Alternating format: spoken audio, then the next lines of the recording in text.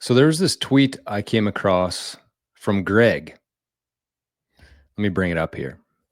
And it's meant to be a joke, but I took it seriously. And I think that you should take it seriously too. So the tweet here says if you know how to install TV wall mounts, charge $50 per install 10 mounts per month. That's $100K per year. And if you have a calculator handy, you know that that does not add up to 100K. And there's a lot of these tweets that just, farm for some engagement, get some reaction out of people. And it worked in this case.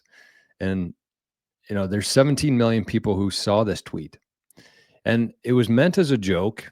But if you looked at the same kind of thing here and you applied it with Bitcoin, we're going to take a look. I got a spreadsheet here showing if you actually did this, forget about the 100K per year, but if you actually did this and you earned $500 per month and you put that into Bitcoin, what kind of impact would that have on your future?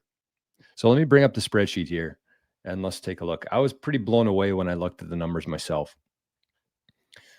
So the idea here is called mounting TVs for sats. So you can see here, I'm going to use average price of $100,000 Bitcoin. That's a conservative amount for today, but in a couple months from now, that might be a little bit low. But anyways, for simplicity, that's what we're going to use. So we got May, June, July, all the way to December 2025. You earn $500 per month. And keep in mind, this does not have to be mounting TVs. This could be anything. In addition to what work you already do, if you can find a way to earn $500 per month and put that into Bitcoin, your life is going to change. And I'm going to show you why.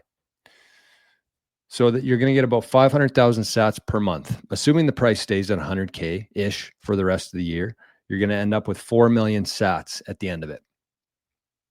Doesn't seem like much. And if we scroll down here, you can see that even after a couple years, it's not much. But you hang on to those sats.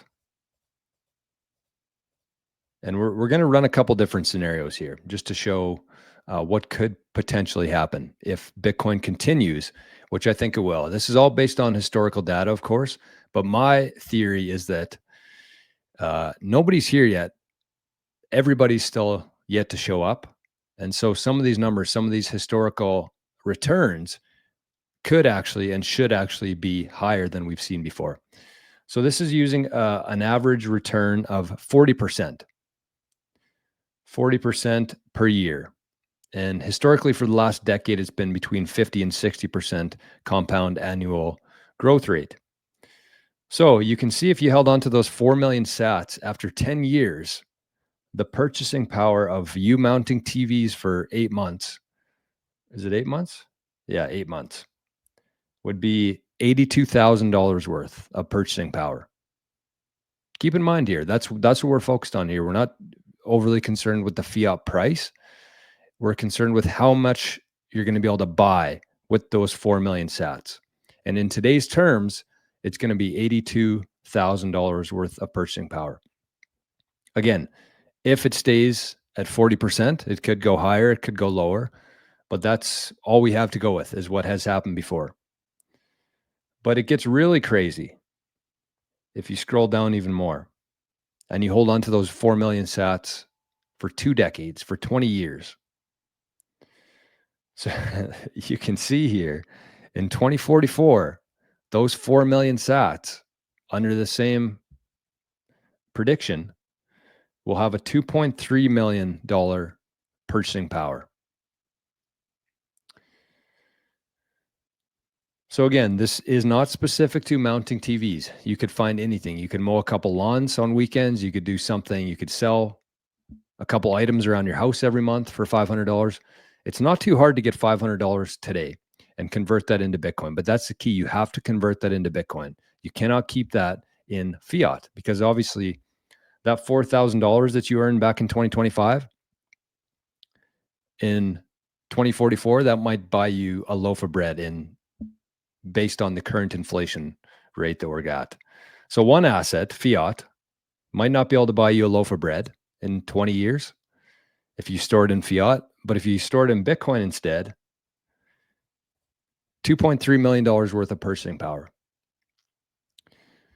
So my advice My advice to anybody out there, especially if you're younger and you got 20 years and you could do something like this, you should go as hard as you possibly can. Turn that $500 into $1,000 every month. Have 8 million sats, and then do that for 2026 as well and 2027. And think about that. And you put all those sats into a wallet and you hold on to those for 20 years. That's your retirement. So if you're 20 years old right now, and you follow this strategy and Bitcoin does what I expect it to and many other people expect it to, you're going to be retired by the time you're 40 years old. And if you're 30, 50. And that doesn't include anything else. That doesn't include any Bitcoin you have today. That doesn't include any other investments that you could possibly swap into Bitcoin. That doesn't include any pensions that you might have at your job. This is specifically from mounting TVs for 8 months.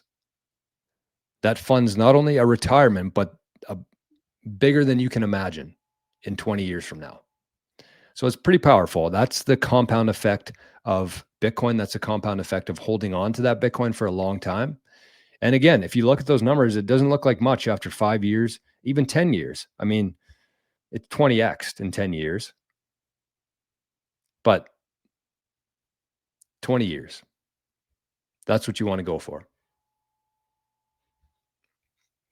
So I hope that makes sense. I hope this just shows a really good example of how important it is to accrue sats, to work as hard as you can, do anything that you can to obtain these sats today, because they're going to be worth more than we can even imagine in the future. So that tweet was a joke, but if you actually follow that advice and convert that into Bitcoin, then you're going to be laughing.